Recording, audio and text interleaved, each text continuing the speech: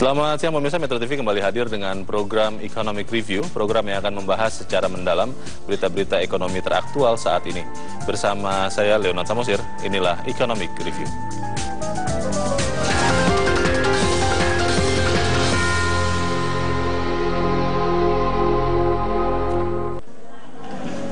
Relaksasi yang diberikan Bank Indonesia lewat kebijakan pelonggaran loan to value dan financing to value pada Juni lalu diharapkan bisa menumbuhkan kredit properti sekaligus memperkuat daya beli masyarakat dengan uang muka yang lebih ringan.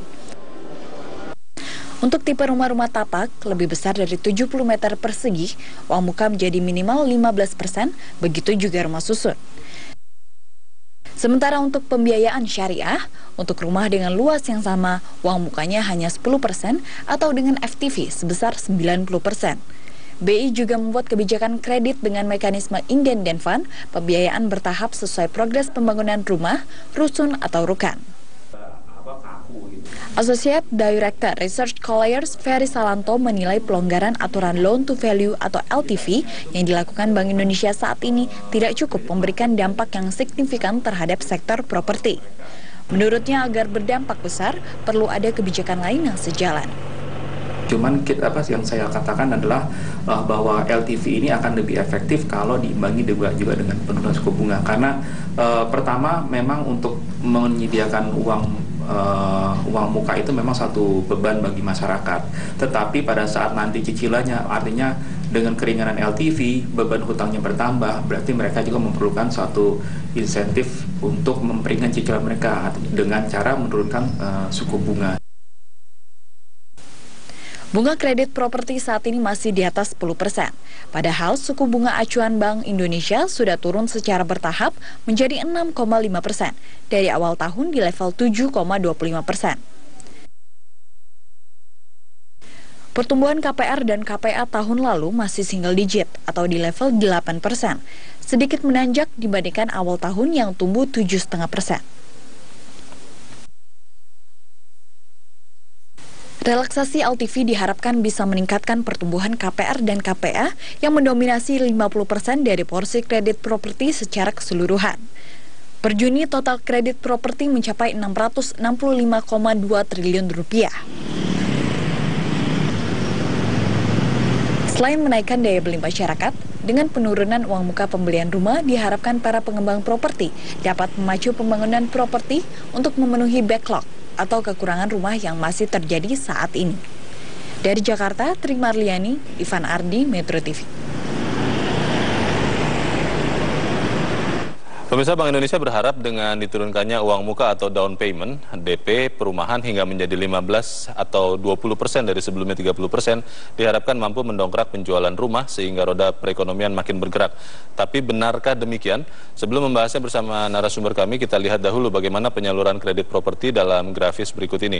Kalau kita melihat data pertumbuhan penyaluran kredit properti, data ini kami peroleh dari Bank Indonesia, terlihat bahwa di bulan Januari 2016 total kredit properti tercatat 11,7 pertumbuhannya, dan di bulan Juni 2016 baru tercatat 13,5. Ini peningkatan yang tidak terlalu signifikan kalau kita perhatikan. Dari total kredit properti 11,7 itu, KPR dan KPA menyumbangkan 7,5% pertumbuhan kreditnya, sementara konstruksi 15,3% dan real estate 18,5% di bulan Januari.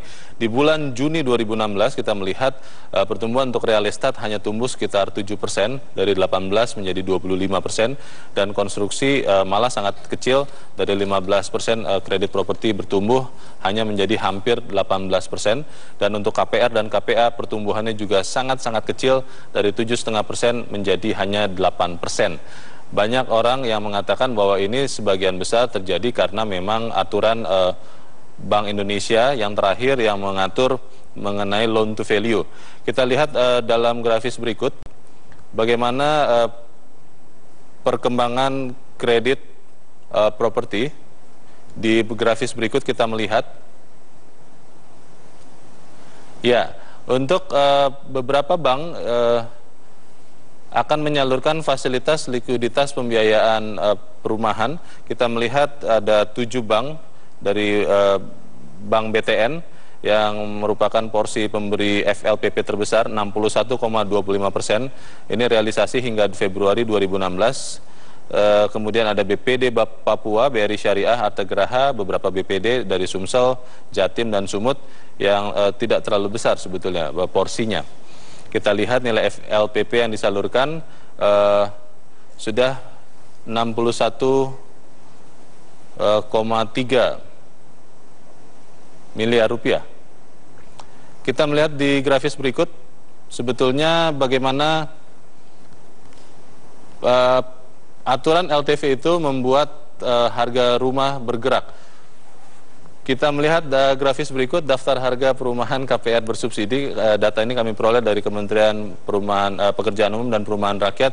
Kita melihat rumah untuk wilayah Jawa kecuali Jabodetabek rata-rata adalah di kisaran 110 juta, dan di tahun 2016 116 juta, dan di tahun 2017 diperkirakan akan naik ke 123, dan 2018 akan naik ke 130 juta. Salah satu yang membuat perubahan peraturan Bank Indonesia sebetulnya adalah karena disinyalir ada kenaikan harga rumah yang tidak real atau mengalami bubble property. Grafis berikut memperlihatkan metode pembayaran untuk pembelian properti. Kita melihat sebagian besar masyarakat Indonesia masih membeli rumah dengan cara kredit pemilikan rumah atau KPR. Di tahun 2012 80%, di tahun 2013 yang warna kuning 72%, di tahun 2014 72%, dan di tahun 2015 75,5%. Memang meningkat dibandingkan 2014, tapi kalau kita lihat dari tahun 2012 ada tren penurunan atau stagnasi. Kita melihat data berikut, di tahun 2015 pembelian rumah diakses dari kredit 29%, sementara bank 59% dan ekuisitas 8%, sementara uang muka nasabah lainnya adalah 3,5%. Pertanyaannya adalah apakah perubahan peraturan loan to value Bank Indonesia itu akan efektif menggairahkan pasar perumahan? Jangan kemana-mana karena selepas jeda berikut saya akan kembali bersama narasumber saya, Ketua Umum REI. Tetaplah bersama kami.